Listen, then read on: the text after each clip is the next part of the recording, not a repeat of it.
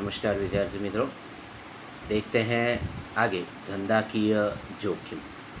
जोखिम का मतलब है कि किसी न किसी प्रकार की परेशानियां आना, किसी न किसी प्रकार की परेशानियां होना। अगर कोई भी व्यक्ति धंधा करता है तो उसमें जोखिम होते हैं। जोखिम के बिना, रिस्क के बिना किसी भी कोई भी प्रकार का धंधा नहीं हो सकता। हर एक प्रकार में किसी न किसी प्रकार का जोखिम धंधे में होता ही है, चाहे वह प्राकृतिक जोखिम हो, चाहे मानव सर्जित जोखिम हो, पर जोखिम तो रहता है। धंधे में लाभ की अनिश्चित अथवा हानि होने का जोखिम निहित है। भविष्य की अनिवार्य अनिश्चित घटनाओं लाभ को प्रभावित करती है। भविष्य की अनिश्चित घटनाएं, अनिश्चित यानी कोई भी कभी भी किसी भी समय हो जाने वाली जो घटनाएं होती हैं वो लाभ को क्या करती है, प्रभावित करती है, यानी लाभ में कमी करती है। इसलिए कहा जा सकता है कि धंधा की जोखिम के बदले प्रतिफल अर्थात लाभ, प्रतिफल अर्थात लाभ। पर धंधे के दो प्रकार हैं, एक प्राकृतिक यानी धंधे के जोखिम के दो प्रकार हैं, एक प्राकृतिक जोखिम तो दूसरा है मानव सर्जित जोखिम। प्राकृतिक जोखिम के अंदर जैसे कि तूफान आना, बवंडर आना, आंधी तूफान आना, आग लग जाना, ऐसी प्राकृतिक है। जबकि मानव सर्जित के अंदर टेक्नोलॉजी में परिवर्तन होना, कर्मचारियों की हड़ताल होना, ग्राहकों की रुचि और मांग में परिवर्तन। आगे है ग्राहकों के बीच की रुचि, ग्राहकों की रुचि। आज हम लोग देख रहे हैं कि लोगों का धीरे धीरे इंटरेस्ट है जो बदलता है, मांग में परिवर्तन होती है। तो राजनीतिक अस्थिर के कारण बाजार में प्रतिस्पर्धा का जोखिम भी रहता है। ये मानव सर्जित जोखिम है जिसके अंदर टेक्नोलॉजी में परिवर्तन, मांग में परिवर्तन, लोगों की रुचि, इंटरेस्ट। हम लोग देखते हैं कि हर व्यक्ति को एक नई वस्तु के अंदर इंटरेस्ट होता है, जिसके कारण भी क्या होता है, धंधे में जोखिम होता है। आज कोई भी व्यक्ति अगर किसी भी प्रोडक्ट में, अपनी प्रोडक्ट में अगर कोई परिवर्तन नहीं करता है तो लोग उसे पसंद नहीं करते। आज प्रोडक्ट के अंदर खासकर लोगों को दिखावा अच्छा लगता है, यानी किसी भी वस्तु का बाहरी दिखाव जितना अच्छा होता है उतना ही अच्छा लोगों को वो प्रोडक्ट भी लगता है। इसीलिए यहाँ पर क्या कहा है कि इंटरेस्ट में भी परिवर्तन होता है। आगे देखते हैं धंधा के जोखिमों के कारण, किन कारणों से जोखिम होता है। तो पहला है टेक्नोलॉजी में परिवर्तन। आज हम लोग देख रहे हैं कि धीरे हमेशा कुछ न कुछ परिवर्तन होता रहता है। कुछ न कुछ परिवर्तन का मतलब है कि आज टेक्नोलॉजी में परिवर्तन हो रहा है।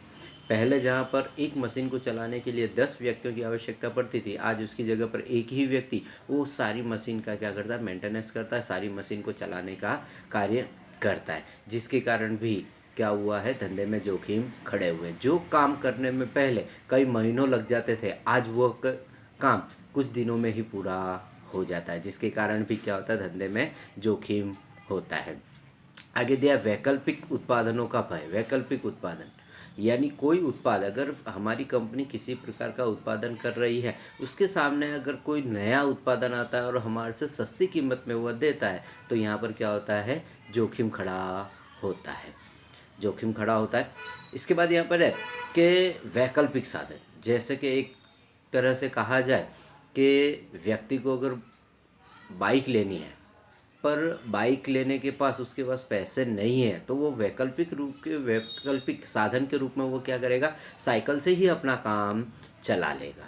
कितनी बार व्यक्ति सोचता है कि मैं प्लेन में जाऊं, पर प्लेन में किराया बहुत ही ज़्यादा होने के कारण वो क्या करता है, बस में या ट्रेन में ही सफ़र करना पसंद करता है। इसीलिए यहाँ पर भी लोग क्या करते हैं कि कोई भी नया वस्तु जब महंगी होती है तो उसके वैकल्पिक साधन के रूप में क्या करते हैं, लोग उसका उपयोग करते हैं। जिसके कारण यह भी एक भय है, क्योंकि हमारा भारतीय बाज़ार में देखा जाए तो हमारी इंडियन चीज़, भारत में बनने वाली चीज़ें हैं, उनकी कीमतें कुछ ज़्यादा होती है, जबकि चाइना से आने वाली जो वस्तुएं होती हैं उनकी कीमतें बहुत कम होती हैं। इसीलिए लोग चाइना की वस्तु ज़्यादा पसंद करते हैं, भले वो थोड़े ही दिन चले। ठीक है। इसके बाद दिया प्रतिस्पर्धा। आज हम लोग देखते हैं कि हर क्षेत्र के अंदर कंपटीशन है। हर क्षेत्र यानी कोई भी ऐसा क्षेत्र नहीं है जिसके अंदर कंपटीशन ना हो, चाहे गाड़ियों का हो, चाहे ट्यूशन क्लासेस का हो, चाहे स्कूलों का हो, चाहे फिर कोई भी व्यक्ति हो, कोई भी किसी भी चीज़ का है, चप्पल बनाने से लेकर हर एक व्यक्ति के अंदर क्या है, यहाँ पर प्रतिस्पर्धा, कंपटीशन होता है। और कंपटीशन के कारण ही ग्राहकों को फ़ायदा है, पर धंधा करने वाले व्यक्तियों को उसका जोखिम होता है, उसका नुकसान उठाना पड़ता है, क्योंकि हम जो प्रोडक्ट बना रहे हैं सामने वाला व्यक्ति भी वही प्रोडक्ट बना रहा है, वही क्वालिटी दे रहा है, पर उसकी और हमारी कीमत के अंदर क्या है, बहुत सारा अंतर, ज़मीन आसमान का अंतर है, जिसके कारण भी धंधे में जोखिम खड़े होते हैं। जैसे मैंने कहा कि चाइना की प्रोडक्ट, आज मोबाइल, चाइना के मोबाइल हमारे बाज़ार के अंदर, भारत बाज़ार के अंदर कम से कम चाइना मोबाइल का जो मार्केट है वो 60 से 65% चाइना मोबाइल का मार्केट है। और लोग आजकल उसी वस्तु को पसंद करते हैं, क्योंकि दूसरी वस्तु है क्या, बहुत महंगी है, कोई 25,000 कोई 50,000 का, जबकि चाइना से आने वाले मोबाइल क्या है, 15,000, 10,000, 12,000 के बीच में मिल जाते हैं, जो लोग उसे ही लेना पसंद करते हैं। इसीलिए आज प्रतिस्पर्धा के कारण भी क्या हुआ, धंधे में बहुत बड़े जोखिम खड़े होते हैं, और प्रतिस्पर्धा के कारण हमें अपनी वस्तुओं का क्या करता है, मूल्य घटाना पड़ता है। इसके बाद आगे हैं कि इसके बाद कानून है। हर एक देश के अंदर अलग अलग प्रकार के कानून होते हैं। सरकार धंधा करने के लिए जो कानून बनाती है उसमें बहुत सारे परिवर्तन होते हैं। अलग अलग परिवर्तनों होने के कारण भी धंधे के सामने जोखिम खड़े होते हैं। लघुतम वेतन अधिनियम और कारखाना अधिनियम धंधा की इकाई को बहुत से निर्णय लेने के लिए क्या करते हैं, रोकते हैं। सरकार के द्वारा समय समय पर वस्तुओं में टैक्स बढ़ाना, जीएसटी बढ़ाना, जिसके कारण क्या होता है, जोखिम खड़े होते हैं। इसके बाद है मांग की अनिश्चितता। हमारे द्वारा जिन वस्तुओं का निर्माण किया जा रहा है वो क्या है, मांग अनिश्चित होती है। कहने का मतलब है कि अनियमित होती है, अनिश्चित होती है। कभी ग्राहक उसे ज़्यादा खरीदते तो कभी नहीं खरीदते। जैसे कि सीजनेबल धंधा होता है। ग्राहकों की आय, रुचि और वस्तु के मूल्य में परिवर्तन, मुद्रास्फीति आदि की वस्तु की मांग को अनिश्चित कर देती है, जिसका प्रभाव धंधे के लाभ पर पड़ता है।